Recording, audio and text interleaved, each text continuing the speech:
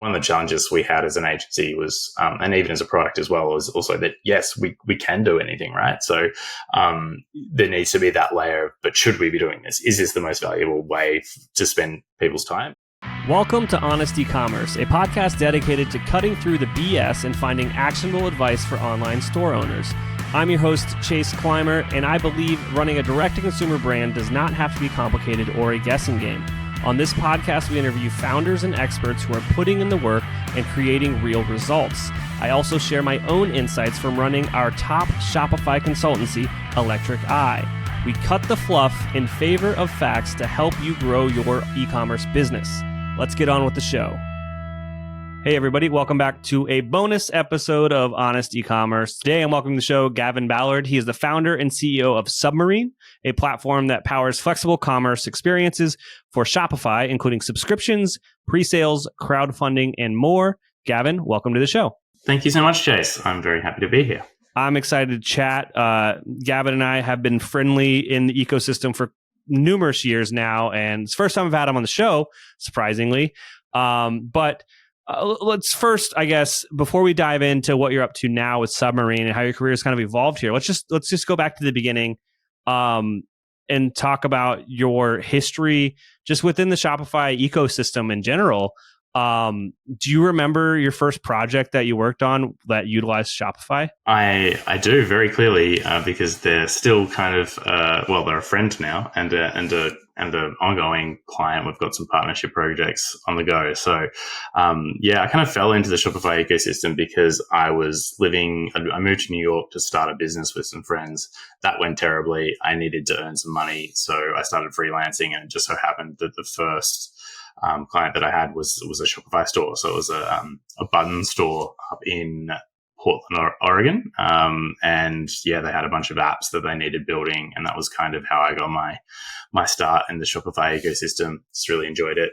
Like I said, we still do stuff with them. I catch up with them. And that's, I think, one of the things about the Shopify ecosystem that's kept me here for this long is that everyone's real nice. So, it's been a long time, but it's been a fun journey. Do you remember what year you did that first project? Oh, yeah, that was 2011-ish, I'm going to say. I've been around for 10, 12 years in the ecosystem, and it's been, obviously starting out freelancing. Then I started focus on the agency, Disco Labs, which ran for quite some time, and now sort of moving more into the product space with Submarine. Absolutely. And so with the solution that you were building for that client, you mentioned that you were building out apps for them. Was the App Store even a thing back then? It's hard to remember exactly. It was pretty nascent, that's for sure. But my background is software engineering. And so that was always kind of the part of the Shopify ecosystem that I was most interested in, was the back end side of software. And so that was just kind of the natural place to gravitate to. When we started out, I was just doing anything, setting up, front end sites, themes. I did a fair bit of theme work early doors, but the App Store wasn't really a thing. You could definitely install apps, but a lot of the stuff that you did was custom, nothing like it is today. So it's certainly evolved a lot over that last 10 to 12 years. Absolutely. And then, so we met when you were at the helm of Disco Labs, which is an agency that we'll get into a little bit more, that existed, but it was more custom solutions for like big brands and stuff like that. What was like the evolution of like freelancing and doing these like projects for clients in the Shopify ecosystem until you like built, an agency around it?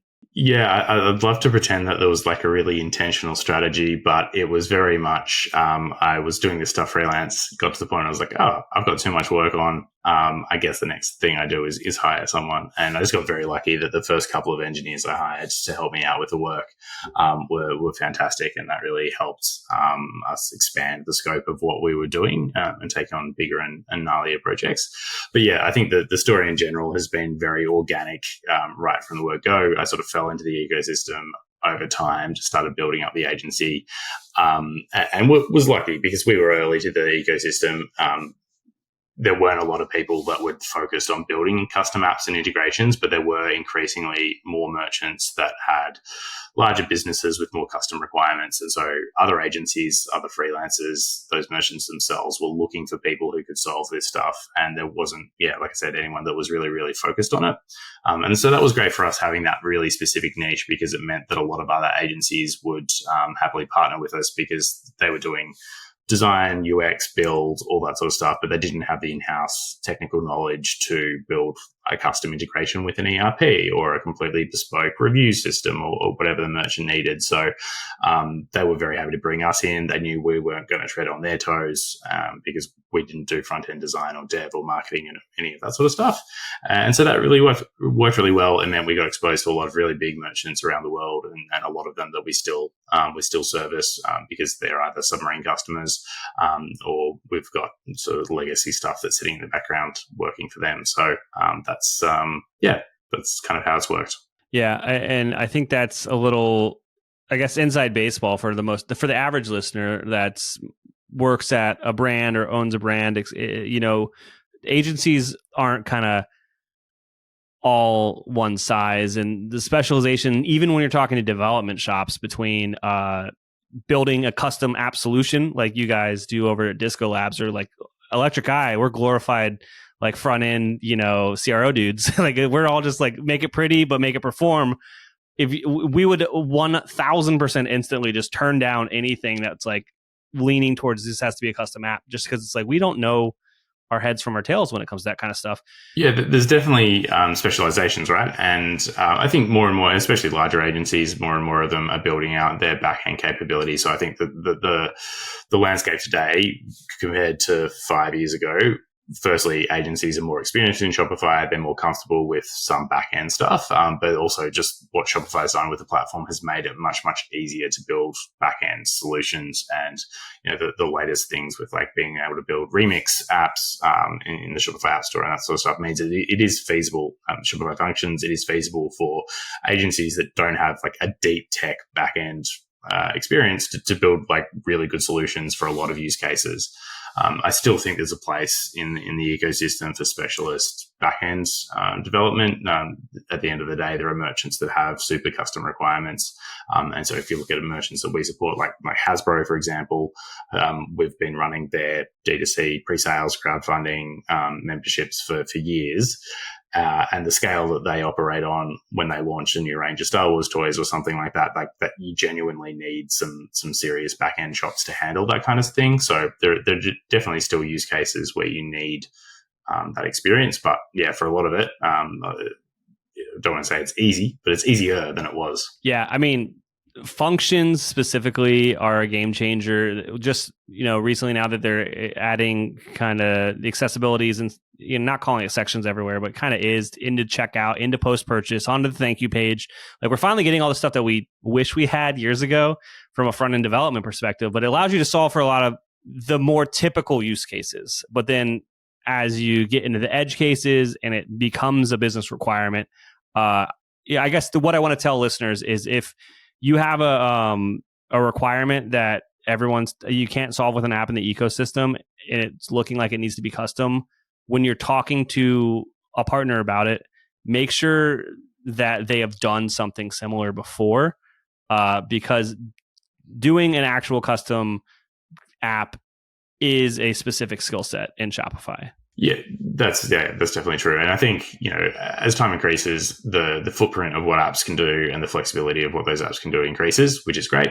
But there's just always going to be, I think Shopify's philosophy in general is we make 80% of what a merchant wants to do easy, and then the other 20% possible. And that 20% is kind of where app developers and things like that exist. And for us, I guess we were then sort of focused in again on the 80-20 of that 80-20 because we were really just focused on sort of the larger merchants with the really custom requirements. But that absolutely makes sense. And I think the rate of product development in the Shopify product has been really impressive over the last couple of years. There's been a lot of stuff that's gone forward really, really quickly. And I think, the Shopify functions and Shopify checkout UI extensions are two parts that tail, which has really demonstrated how quickly they're iterating, which is huge difference to sort of that. They had a big lull, I would say, in sort of 2018 to 2020, and then obviously COVID just meant they were just focused on scaling rather than building new stuff. But the last couple of years has been really, really great. It's been exciting, and I think the way where they're headed with functions and checkout UI extensions is really, it's a really great product direction, and it's actually something we're kind of borrowing a little bit from in Submarine as well. So it's all positive at the moment. We've alluded to Submarine now a few times, and you even kind of let people know that you have clients that have held over from Disco Labs into what is Submarine. So first, let's just kind of talk about how Submarine came to be. Sure. It, like all good products, I think it came from a real world need and pain point, which was we, as an agency, we were building these custom apps and back-end things. And one of the merchants we had early doors, so this is sort of maybe 2016, I think, was a merchant called UFoods, who are a large ready-made meal provider here in Australia. And at the time, they were the largest Shopify store in the APAC region, one of the largest ones in the world. And they didn't have a subscription system. The reason for that was multiple requirements around that. So they had a very custom delivery zone and delivery region management system, which you can imagine for sort of ready-made meals. You've got to know exactly when your meals are going to get delivered and that sort of stuff. They also had a lot of checkout customization. So they needed to be using the Shopify checkout. And at the time, just didn't have a subscription solution that supported that. So we actually built the first native checkout subscription solution for them that, as far as I'm aware, existed on Shopify well before sort of Shopify's subscription APIs and that sort of stuff. And as soon as we built it, we had a whole bunch of people reaching out saying, how did you do that? We want to do that. So that kind of triggered us working with more and more brands that had these, what I'd call like payment experience requirements. So whether that was subscriptions, pre-sales, crowdfunding, they had something that was a bit more custom than what you could get with an off-the-shelf app. And that's kind of like the basic DNA of the Submarine platform, is to provide those larger merchants, enterprise merchants, with the flexibility that they need to build a customer experience that's really bespoke and targeted. So whether that is from a UI, UX perspective, complete flexibility there, or if it's flexibility in terms of the business logic and the rules, or flexibility in terms of what payment processor you integrate with, or how you integrate into your ERP or order management system on the back end.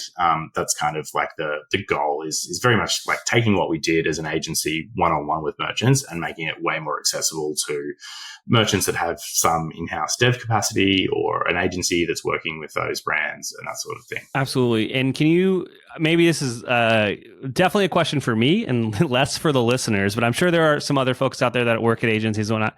Can you talk about the transition and even the name change, going from an agency, Disco Labs, to now a product called Submarine? How long did this take?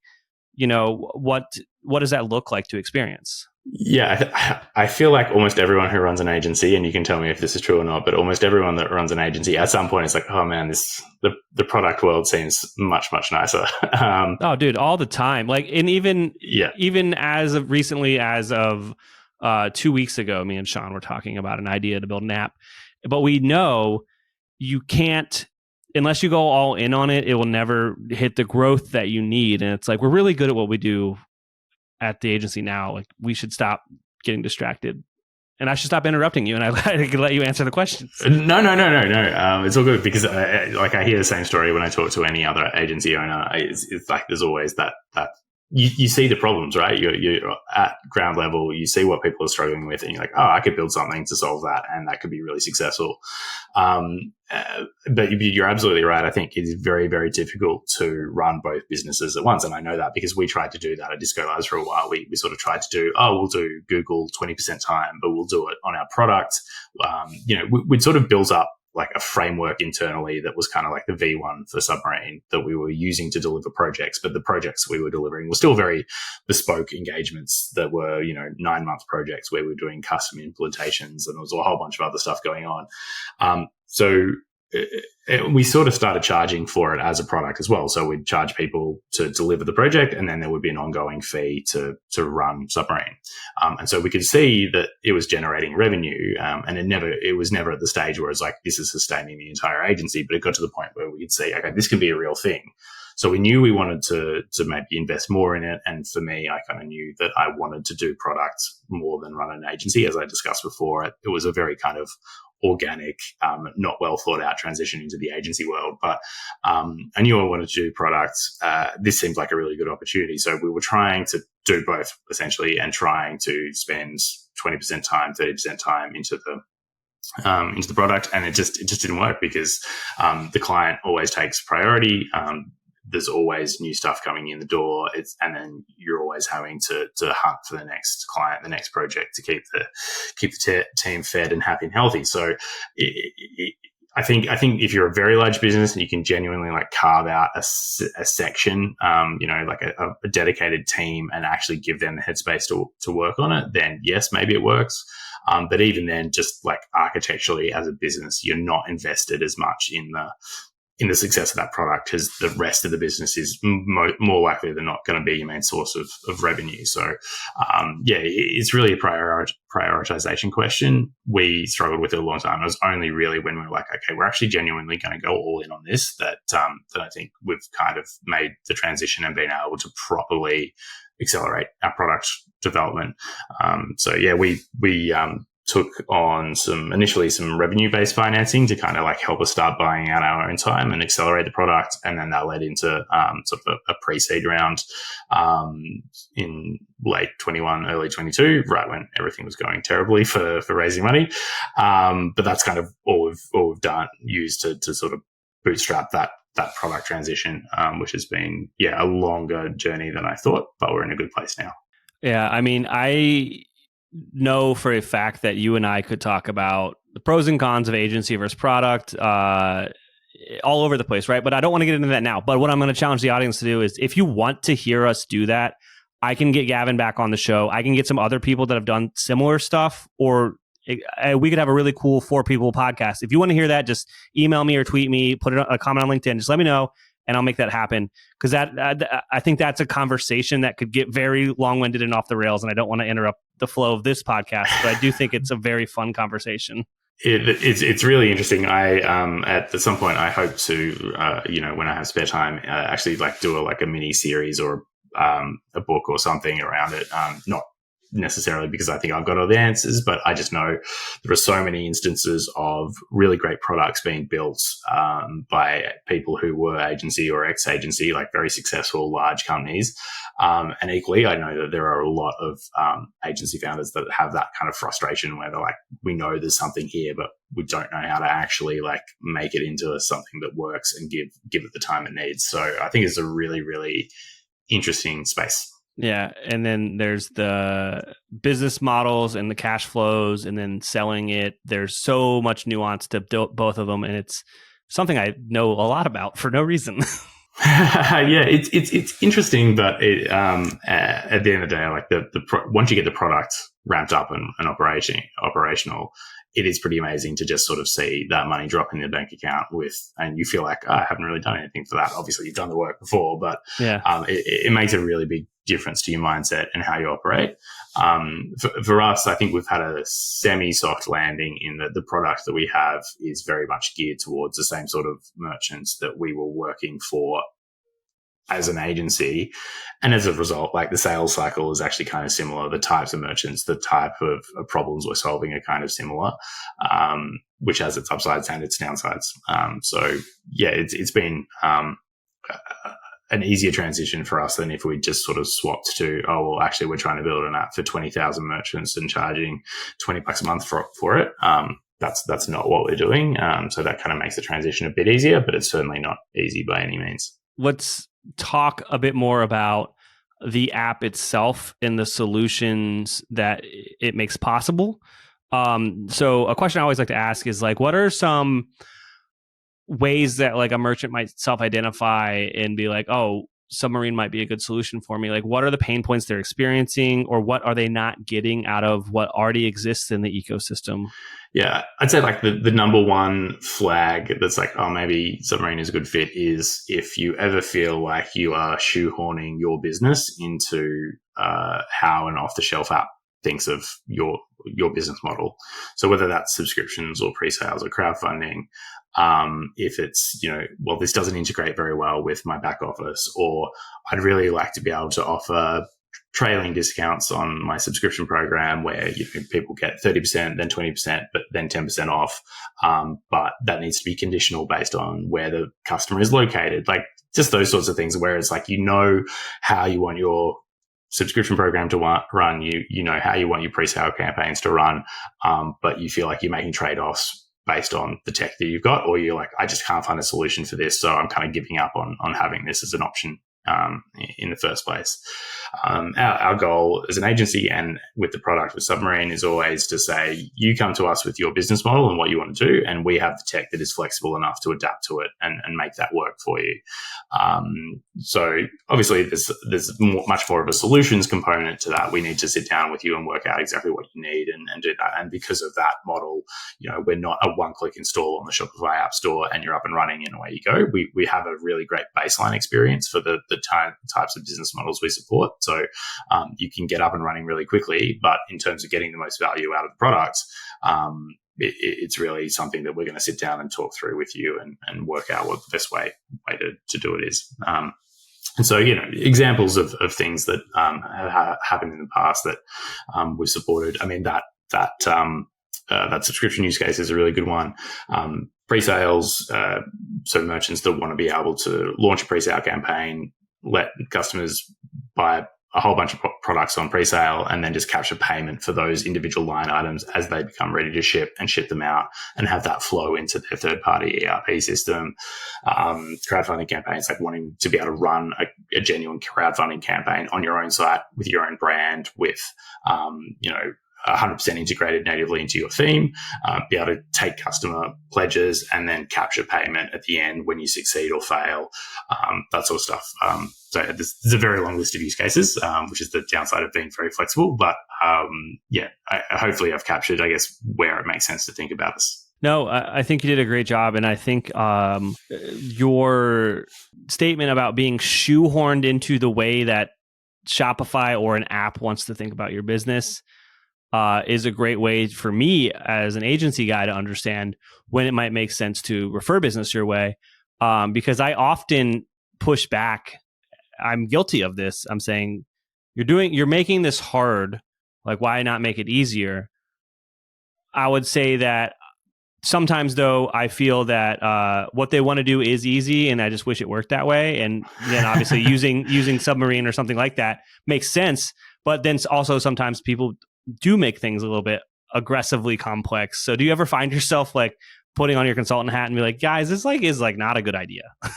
Yeah, I think that pushback is a really, really healthy thing, and I think that agencies should absolutely be doing that. I think one of the challenges we had as an agency was, and even as a product as well, was also that yes, we can do anything, right? So there needs to be that layer of, but should we be doing this? Is this the most valuable way to spend people's time? And I think you're absolutely right that, especially I think in migration projects where people are coming from another platform, like let's say a Magento over to Shopify, where they could do anything, so they did do anything, and now they're coming to the Shopify world and like, well, I just want exactly what I did previously. And yes, you can do that, but the question becomes like, but should you? Like, are you spending more time and effort than it's worth to get it working exactly how it did on your old system, and fighting against what the Shopify platform is? So I think that's a really healthy question to have. I think conversely, there are times where it is like, well, I know that our ROI or our AOV would be significantly higher if we, let's say we've got clients that do a mystery box subscription. So every month they send out a random product. Like, how do you choose what that product is? If you've got an off-the-shelf app, the opportunities or how you might actually pick what that product that's getting shipped out is, it could be very limited. It might be, I need to set up, what this month's mystery box thing is. I might have to go and manually swap out the products, all that sort of stuff. Whereas the Submarine solution could be, well, actually, we can call out to an API that your business owns as a merchant that takes into account all these different things, your customer profile, what stock you want to move, what you've got on hand, what's going to be cheapest to ship to the customer. You can take all of that into account, and then that's the thing that goes into the mystery box. And it's like, oh, well, that's going to be a huge benefit to our business to be able to do that. So yeah, there's definitely cases where the flexibility isn't needed or warranted, and you're better off just let's keep it simple. But equally, there are definitely times, and especially for larger merchants, where if you're a 2% increase in AOV is hundreds of thousands, if not millions of dollars. So yeah, I think that kind of needs to be an option for some merchants as well. Absolutely. It does make a lot of sense. It's funny that you brought up the migration thing, because it's like, just because it was that way before doesn't necessarily mean it needs to be that way now. But again, great argument. It's like, but if we know it worked well last time, like maybe we should further explore this. Yeah, exactly. Awesome, Gavin. Now, is there anything I didn't ask you about that you think would resonate with our audience? Oh, that's a broad question. No, I mean, I think like, maybe this is tooting Submarine's own horn, but I guess that's why I'm on a podcast, really. But yeah, to be real, I think what we're doing with the flexibility piece and like having that focus is actually reflective of like the broader Shopify ecosystem, which is kind of interesting. Like the stuff like Shopify functions and checkout UI extensibility and things like that. I think more and more platforms and apps and offerings are trying to get to this point where you've got this 80% baseline experience, and then trying to work out what is the easiest way for people to customize this to their business. And I think, especially as Shopify pushes into the enterprise space more and more, that kind of flexibility and how that customization works and how that plays with the rest of the ecosystem is actually really interesting. So I don't know if that's a very particularly actionable or useful piece of tidbit, but I think for your audience and for anyone that's listening, I think that's a trend that you're going to see everywhere across the e-com ecosystem, is how does this extensibility and flexibility story play out. So I feel like we're sort of playing our part in that. But yeah, it's going to be more and more of a thing over the next few years, I think. Awesome, Gavin. I can't thank you enough for coming on the podcast and chatting. We'll link to Submarine below. And again, thank you for coming on. Thanks so much, Chase. We can't thank our guests enough for coming on the show and sharing their knowledge and journey with us. We've got a lot to think about and potentially add into our own businesses. You can find all the links in the show notes. You can subscribe to the newsletter at honestecommerce.co to get each episode delivered right into your inbox. If you're enjoying this content, consider leaving a review on iTunes. That really helps us out. Lastly, if you're a store owner looking for an amazing partner to help you get your Shopify store to the next level, reach out to Electric Eye at electriceye.io/connect. Until next time.